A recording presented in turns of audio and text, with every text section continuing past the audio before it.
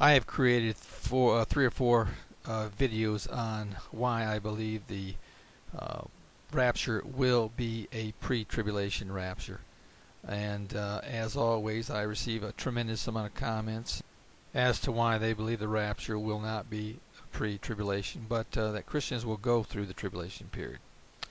Well, if you believe that Christians will go through the tribulation period, this video is not for you. This video is actually being created for those who believe that the rapture will be pre-tribulation, and it's more or less to strengthen their faith and to give them more proof, biblical proof, that this is the correct interpretation. Over the years, I have received hundreds, if not thousands, of emails from individuals who have declared that I am teaching falsely, and but they've never been able to prove it as otherwise.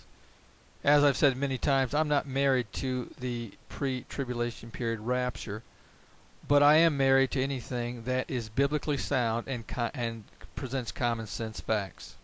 Frankly, I have never, no one has ever presented an argument to me for any of the other theories that I can take a hold of and say, yes, this is the truth, except for the pre-tribulation period rapture.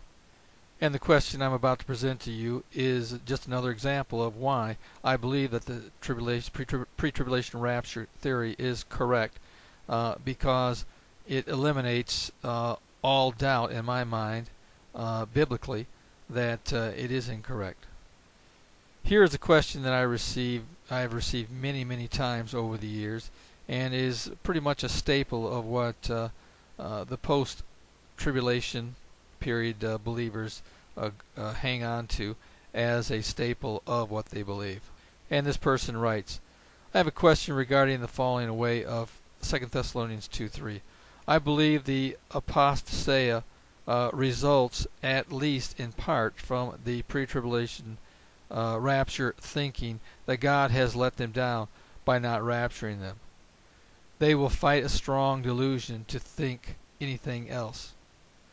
Will you be one of the disappointed and fall away once the rapture does not take place? Well, thanks for your question. This passage has been a subject of much controversy as to whether this speaks of a period of great apostasy or whether it refers to the departure or rapture of the church. I think it's clear that the biblical phrase falling away in 2 Thessalonians 2:3 refers to the departure or rapture of the church. The King James Version English phrase falling away in 2 Thessalonians 2:3 is the one Greek word apostasia, and its basic meaning is to depart from or go away. The Greek word apostasia is a compound of two words, meaning one, apo, meaning to move away, and stasa means standing or state or to stand. Literally, from its basic definition, apostasia means to go away from or depart or change state or standing from one state to another. Apostasia literally means to depart or go away from, and to go away from what must be determined from the context. So what is the context of both the first and second epistle of the Church of Thessalonica? The sole subject and context of both epistles is the rapture or departure of the church, or the called out ones, and advice to the church while we wait the return of Christ for the church.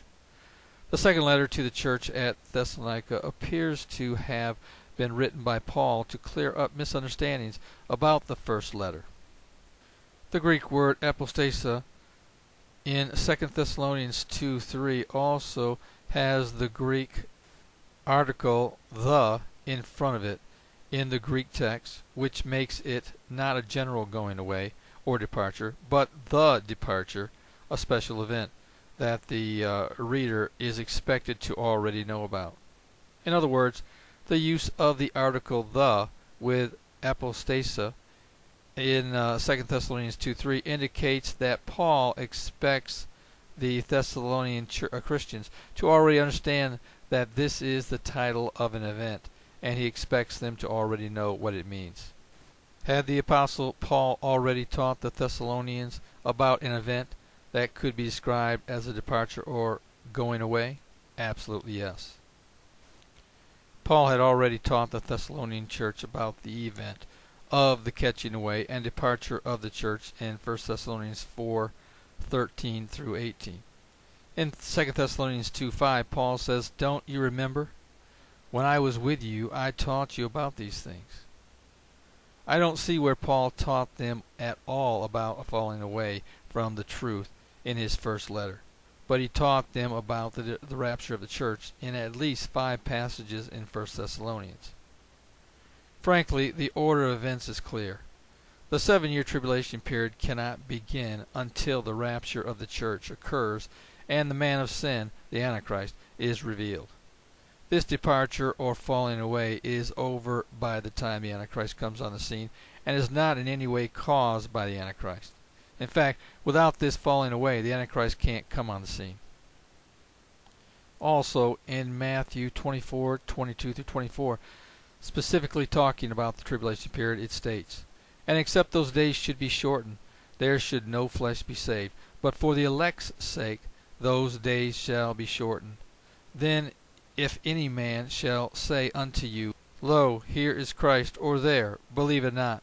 For there shall arise false Christs and false prophets, and shall show great signs and wonders, insomuch that, if it were possible, they shall deceive the very elect." This passage speaks about any and all false Christ or prophets, including the Antichrist and false prophet, that will come in the last days.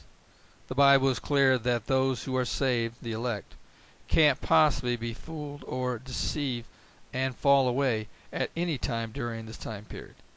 With that said, this passage eliminates the interpretation of 2 Thessalonians 2:3 to be a falling away or departure from the faith of Christians during the tribulation period. I hope this has cleared up any misinterpretations and has strengthened your common sense faith that the rapture will be pre-tribulation. And for those who still believe Christians will go through the tribulation period, please click on the link above for my free Tribulation Period Survival Guide book. This is Terry Malone with the Calvary Prophecy Report.